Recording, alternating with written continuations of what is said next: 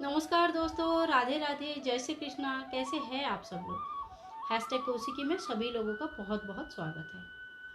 दोस्तों, आज हम सुनेंगे लक्ष्मी की कहानी। आप पूछेंगे लक्ष्मी कौन है। लक्ष्मी कौन है ये महत्व नहीं रखता है, कहानी सुनिए दिल से, अच्छा लगेगा। तो दोस्तों, एक समय की बात है जब लक्ष्मी को ऐसा लगने लगा कि घर में लड्डू गोपाल जी का मूर्ति लाना है, लड्डू गोपाल जी का पूजा करना है, लड्डू गोपाल जी घर पे लाना है, और हमेशा उनके दिमाग में यही चीज़ें चलने लगी। ऐसा सोचते सोचते काफ़ी दिन निकल गया पर गोपाल जी लाना नहीं हो पाया। अब जन्माष्टमी भी सामने आ रही थी। अब उनको लगा कि ना, अब तो लाना ही होगा। जन्माष्टमी में भी नहीं आए तो कब आएंगे, अब तो लाना ही पड़ेगा। यही सोच के वो बाजार चली गई और बाजार जाके मूर्तियाँ देखने लगी। यहाँ वहाँ सब चारों तरफ बहुत सुंदर सुंदर अच्छी अच्छी मूर्तियाँ थी। सब देखने लगे। देखते देखते एक छोटा सा मूर्ति की तरफ उनकी नज़र पड़ी। बहुत ही मनमोहक था, बहुत ही सुंदर रूप था। अब उनको वो मूर्ति बड़ी पसंद आ गई। दुकानदार बार बार बोलने लगा, ये देखिए दीदी, इससे छोटा साइज ये आएगा, इससे बड़ा साइज ये आएगा, ये अष्ट धातु का आएगा, ये ब्लैक में आएगा, ये डिजाइनर में आएगा। बहुत तरह का बातें, अलग अलग मूर्तियां दिखाने लगे। लेकिन जैसे कि लक्ष्मी को कुछ दिखाई नहीं दे रहा था, ना कुछ सुनाई दे रहा था। बस वही एक लड्डू गोपाल जी की तरफ वो देखती रह गई। जैसे कि वो लड्डू गोपाल उनकी तरफ देख रहे, बोल रहे, आ गई तू, चल लेके चल मुझे अब। तो ऐसा एक भाव दुकान में ही जुड़ गया उनके साथ उनका। अब उन्होंने क्या बोला कि नहीं नहीं भैया, और कुछ मत दिखाओ, मुझे वो वाले लड्डू गोपाल जी चाहिए, मुझे वही चाहिए। बोला ठीक है, वही लेके जाओ। तो उन्होंने लड्डू गोपाल जी के लिए जो भी उन्होंने दाम मंगाया, प्राइस बताया, सब कुछ उनको, दुकानदार को पैसा वैसा दे के लड्डू गोपाल जी को अच्छे से उन्होंने, दुकानदार वाले ने पैक कर दिया। बोले दीदी अच्छे से पैक कर देते हो, रास्ते में ख़राब नहीं होगा नहीं तो। और उन्होंने वो लड्डू गोपाल जी अपनी पर्स में डाल लिया और पर्स में डाल के घर आने की तैयारी करी। खुशी के मारे उनकी ऐसी हालत थी कि उनको भूल गए कि लड्डू गोपाल जी के वस्त्र लेनी है, लड्डू गोपाल जी के बांसुरी लेनी है, उनके लिए थोड़ा अलंकार लेना है, उनके लिए भोग थाली लेनी है, बेड लेना है, इतने सारे सामान लेना है। घर में छोटा बच्चा आता है, कितना सामान लगता है। तो इतने सारे सामान लेना है, उसको एक बात याद नहीं रही, कुछ भी याद नहीं रहा। बस लड्डू गोपाल जी की मूर्ति को पर्स में डाले और बोले कि अब मैं सीधा घर चलती हूँ।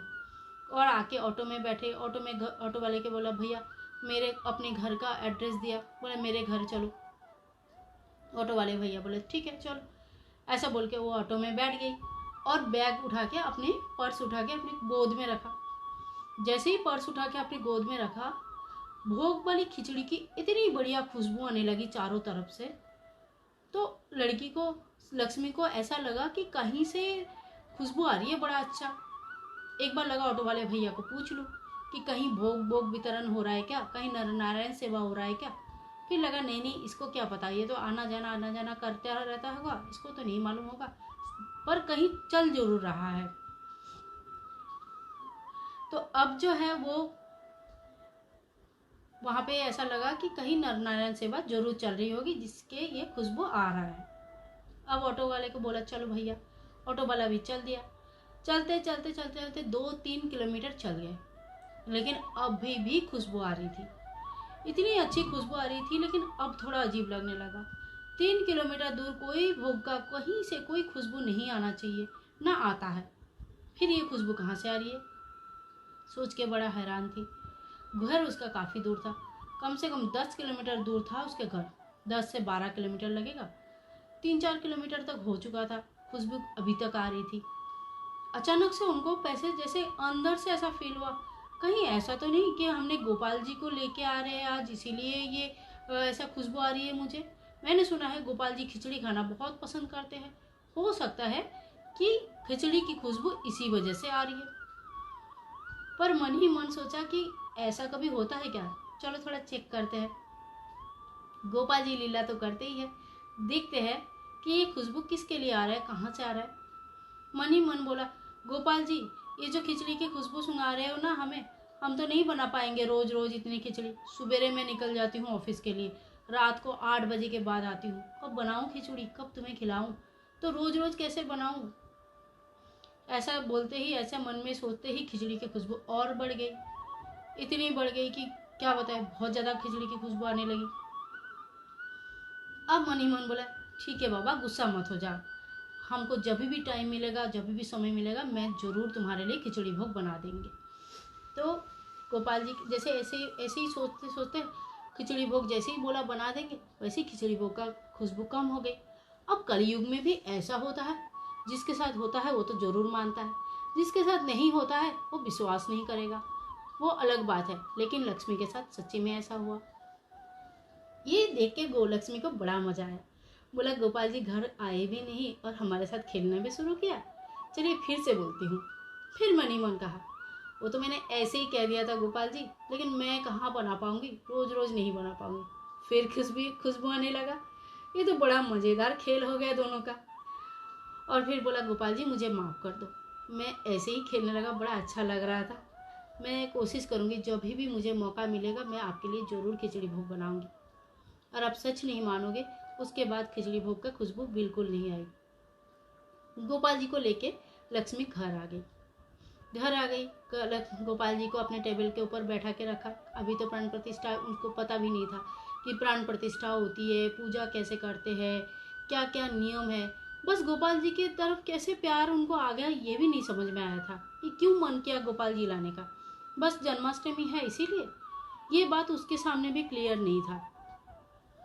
गोपाल जी टेबल के ऊपर रख के रात को खाना पीना करके सो गई। 2 बजे रात की, ऐसा लग रहा है जैसे कोई उठा रहे।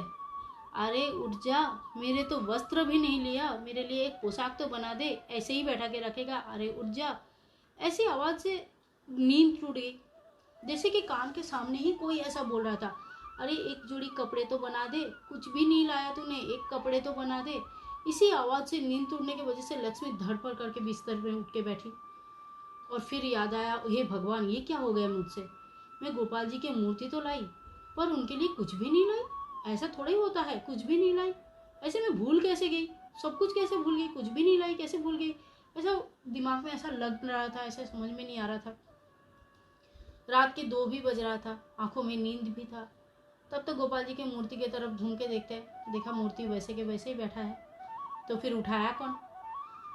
अब फिर से उनको लगा कि नींद में सपना आ रही होगी तो सो जाते हैं। फिर वो सो गई। फिर थोड़ी देर बाद जैसे कान के सामने कोई बोल रहा है, अरे कितनी बार उठाऊं, कपड़ा तो बना ले, मेरे लिए पोशाक तो बना ले। अब लक्ष्मी लग रहा है कि ये सपना नहीं होता है, बार बार गलती नहीं होती है, बार बार सपना नहीं होता है। लक्ष्मी उठ के बैठी। बोला गोपाल जी माफ़ी, गड़बड़ हो गई हमसे, हमने तो आपके लिए कुछ लाया ही नहीं। रात के 2 बजे उठ के उसने वस्त्र सिला। जिंदगी में पहली बार। उनको ना वस्त्र सिलना आता था, ना उनको साइज पता था, ना उनको कुछ वस्त्र के बारे में आइडिया था। सच नहीं मानोगे, वो वस्त्र गोपाल जी को परफेक्ट फिट आया। इतने अच्छे से फिट आया कि शायद ही कोई वस्त्र इतना अच्छे से फिट आता है। तो ये जो उनकी अनुभव था, पहला डे 1 का जो अनुभव था, ये बहुत ही रोचक अनुभव था। ये उन्होंने हमारे साथ शेयर किया है। इसके बाद बहुत सारे छोटे मोटे इन्होंने जो है ये सब फील किया हुआ है कि ऐसा हुआ है। और एक मज़ेदार इंसिडेंस के बारे में बताती हूँ, इन्हीं के बारे में, इसी कहानी में। एक दिन लक्ष्मी मन ही मन सोचा कि इनके लिए चांदी की बांसुरी बना देते हैं। मन ही मन सोचा पर बनाया नहीं, बहुत दिन हो गया बनाया नहीं। एक दिन अचानक से लगा गोपाल जी के बांसुरी कहाँ गई। जो उनकी बांसुरी थी, जो चांदी की नहीं थी, नॉर्मल बांसुरी थी जो मार्केट से लाया गया था, वो बांसुरी अचानक से गायब। अब चारों तरफ ढूंढ रहे कहीं मिला ही नहीं। एक दिन हो गया बांसुरी नहीं मिली। अब लक्ष्मी को बड़ा बुरा लगा। बोला कि मैंने मन ही मन बोला था कि मैं बांसुरी बनाऊंगी, चांदी की बनाऊंगी, अब वो मैंने बनाया नहीं, अब ये बांसुरी भी गुम हो गया, अब क्या करें। बोला नहीं एक काम करते हैं, आज ही मैं दुकान में जाती हूँ और रेडीमेड भी मिले तो रेडीमेड ले लूँगी, नहीं मिले तो ऑर्डर दे के आऊँगी, पर बना लेंगे ज़रूर। गोपाल जी की ये वाली बांसुरी भी खो गई। और शाम को वो बांसुरी उनको गोपाल जी के फ्रॉक के नीचे मिलती है, जबकि सुबह सारी जगह ढूंढ के नहीं मिली थी। तो गोपाल जी के ऐसे छोटे छोटे लीला तो बहुत लोगों के साथ होता ही है। और ये लीला तो मुझे इतना अच्छा लगा, इतना प्यारा लगा कि मैं आपसे शेयर किए बिना रह नहीं पाई। तो आई होप आप लोगों को ये गोपाल जी का जो लीला है ये बहुत अच्छा लगा होगा। दोस्तों ये जब कहानी सुनते हैं तो दिल से सुनना चाहिए, अपने मन के भक्ति और विश्वास से सुनना चाहिए। तभी आप भी अनुभव करोगे ऐसी चीज़ें। जहाँ अविश्वास है वहाँ भगवान नहीं होते हैं। तो मिलते हैं नेक्स्ट वीडियो में, तब तक के लिए जय श्री कृष्णा, राधे राधे।